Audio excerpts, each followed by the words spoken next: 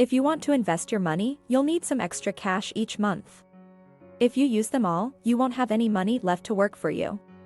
We say this because 61% of working Americans are worried about paying unexpected emergency bills, because they live paycheck to paycheck and have no money left over at the end of each month.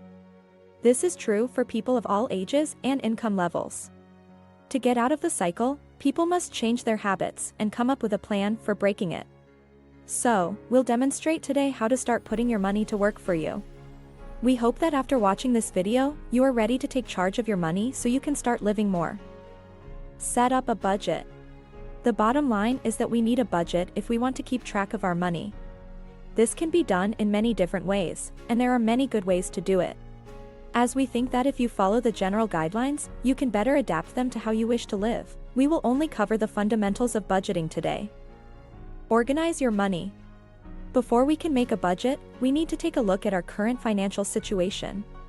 We'll need to keep track of how much we spend on each thing so we can figure out where we can save money.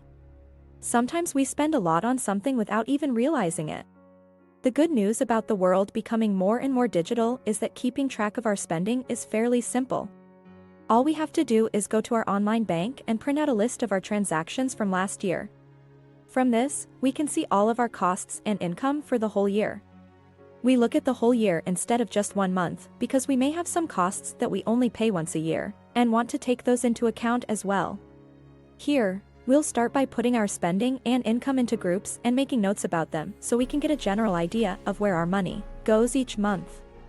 We may be surprised a few times along the way by how much money we spend on certain things, and we may start to think that there are some places where we could cut back. Now that we have a clear picture of all our spending and income, it's time to move on to the next step in making a budget. Pay yourself first.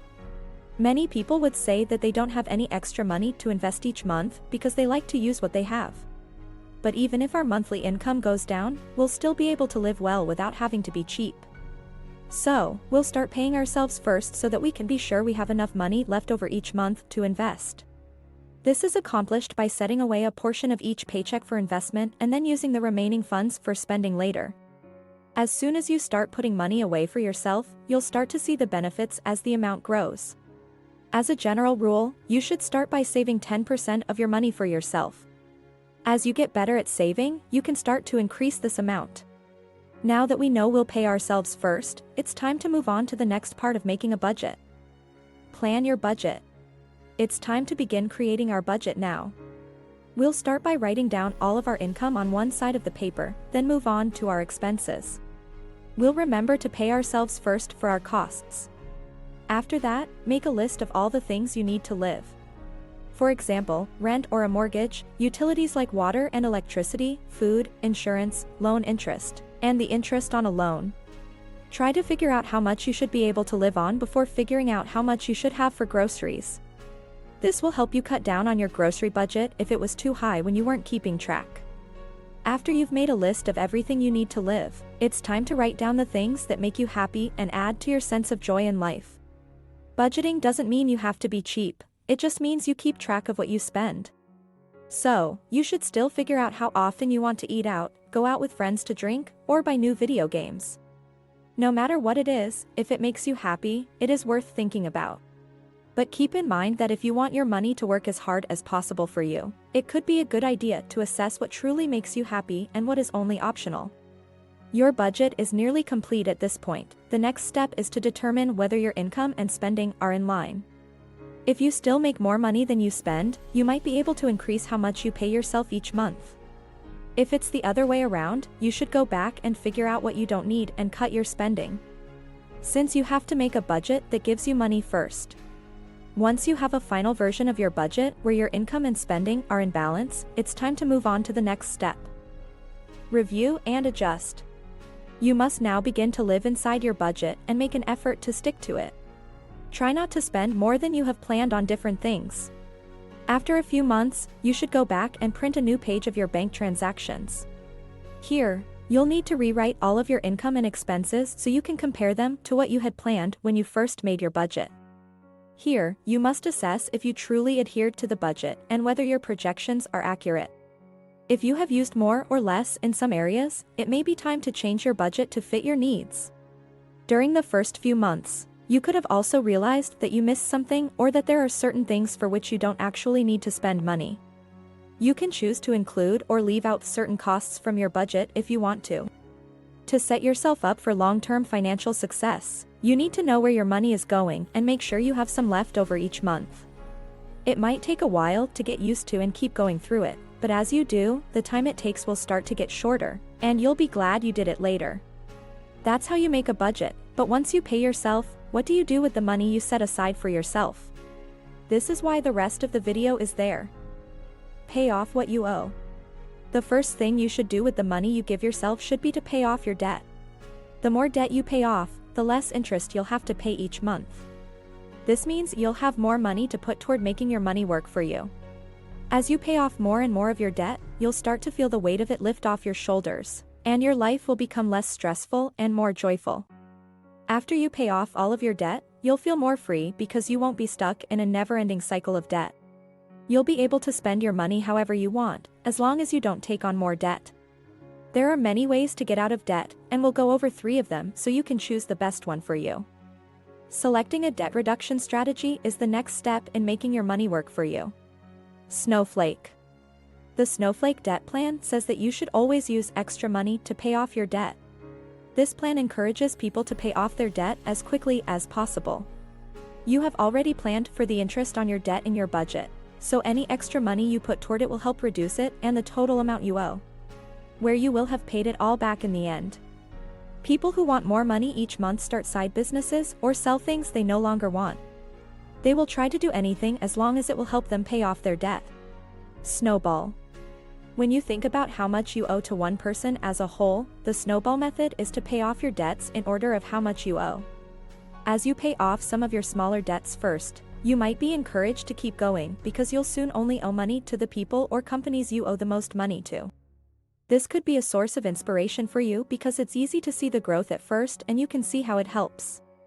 The downside of the snowball method is that you might not pay attention to interest rates. If you don't pay the interest on your other debts, they might get bigger, and you might end up paying more overall because you didn't pay off your high-interest debt first. Avalanche. The avalanche method is when you pay off your debts with the highest interest rates first. This includes unsecured debts like credit card and personal loan balances, because their interest rates are often very bad. If you pay off the debts with the highest interest rates first, you'll be able to get out of debt faster and, ideally, pay less interest overall. When you pay off the loan with the highest interest rate first, you will have more money left over each month. You can use this extra money to pay off your debt faster. Determine your debt payback plan. These are the 3 ways we'll talk to you about paying off your debt. It's up to you to decide which one works best for your motivation and preferences, as it's crucial to maintain motivated when paying off debt. As you see how paying off your debt helps you in everyday life, you'll start to pay it off faster and faster. This will help you a lot on your trip if you can keep your motivation up. Once you've decided what to do, it's important to stick with it and make it work. As you start paying off your debts, it's time to put your money to work for you. Celebrate your achievements. It's important to remember to celebrate when you pay off a big chunk of your debt. It shouldn't be a big deal or cost a lot.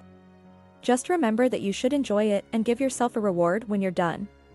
As you pay it off, you will be able to win bigger prizes because you will need less and less money each month to pay the interest on your debt.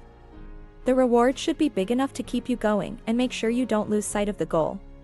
Once all of your debt has been paid off, go on to the next phase and begin making plans for the future. Start a fund for emergencies. Now that you've finally gotten out of debt, it's important not to get back into it. To make sure you don't do this, you can set up an emergency fund in case something unexpected comes up in your life that could cost you money. Your car might need to be fixed, you might have to go to the hospital and get a bill, or your pet might get sick and need to see a vet. We can't always stop bad things from happening, so we shouldn't worry that they will because we won't be able to stop them. Instead, we might get ready so that if something unexpected happens, we don't fall back into debt. So that you don't have to get a loan with a high interest rate, for example. Setting up an emergency fund with enough money to cover costs for 3 to 6 months could be our own insurance against this. The money is then put aside so that we can use it if something goes wrong. We've figured out that sometimes, life just happens, and we have to deal with it. Instead of going into debt, we'll take the right amount out of our emergency fund. The money in our budget is for fun, so we shouldn't use it for that. Instead, we shouldn't use it unless it's a real emergency. When we need to use it again, we'll fill it back up to the right level before moving on to the next step. Whereas letting them grow into additional money is the next stage in making our money work for us. Start investing. Now is the time to invest your money and let it grow and make you more money. Now that you don't have any debt, it may be easier for you to start investing. You shouldn't invest money you will need in the next 3 to 5 years or money you are worried about losing. Because the market is always going up and down, it is impossible to know when to take your money out.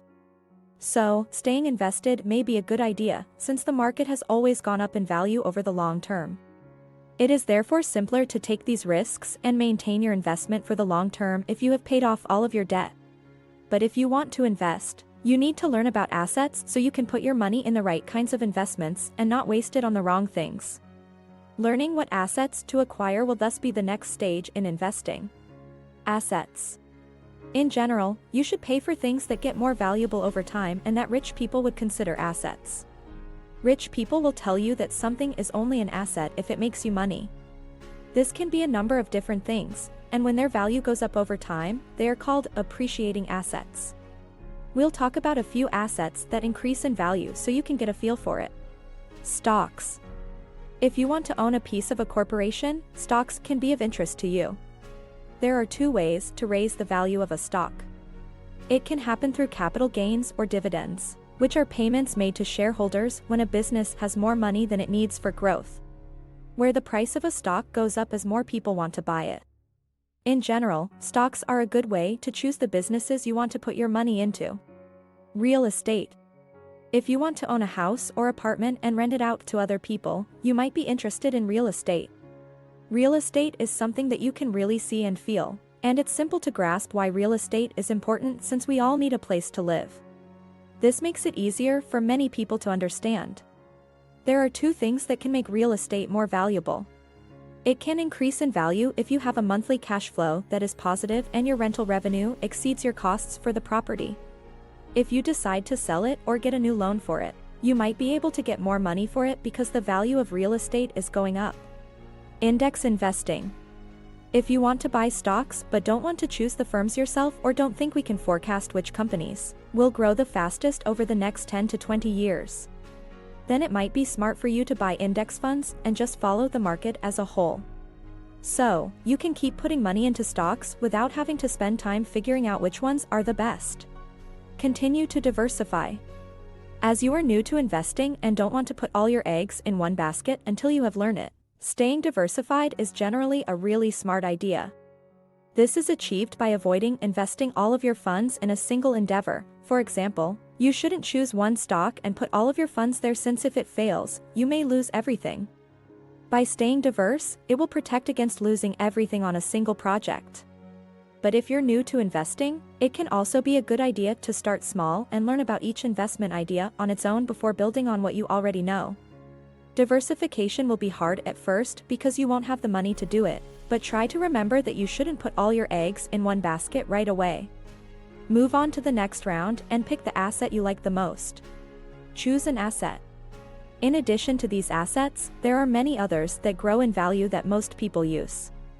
All it takes for something to be an asset that goes up in value over time is for its value to go up. So, if none of them are appropriate for you, you might consider finding another, but we advise that you start by selecting one of these. In general, you should start with an asset that interests you, since you will need to learn a lot about it to make sure you do it right and know how to use it to your advantage, since they all have different benefits. After choosing an asset you like, you should learn more about it. Once you're used to it, you should start putting money into it. As soon as you start investing in it, you'll notice that your money varies and that it generally increases in value and brings in more cash. Once you've felt how great it is to have your money make money for you, it's hard to stop. You'll want to put more of your monthly income into investments so that your money grows even faster and further. As your money continues to grow, it's time to move on to the next and final step. What's your plan? How did you figure out that you could put your money to work for you? Why did you do it? Was it so you could live a more luxurious life, retire early and not have to work, or something else? We all have various aspirations for our lives, and some of them may be simpler to realize than others. But you should still think about how you want to spend your money. Since we can't take any of them to the next life, you will have to start using them again at some point. So, when will you be able to start living the life you want, and when will you have enough money? Is there a justification for delaying living them? With this video, we hope you'll be able to stop living from paycheck to paycheck and start making progress toward your goals. We're here to help people with personal finance, so if you are interested in more topics like this, make sure to subscribe to the channel. That way you will be notified when we release a new video which might help you on your journey.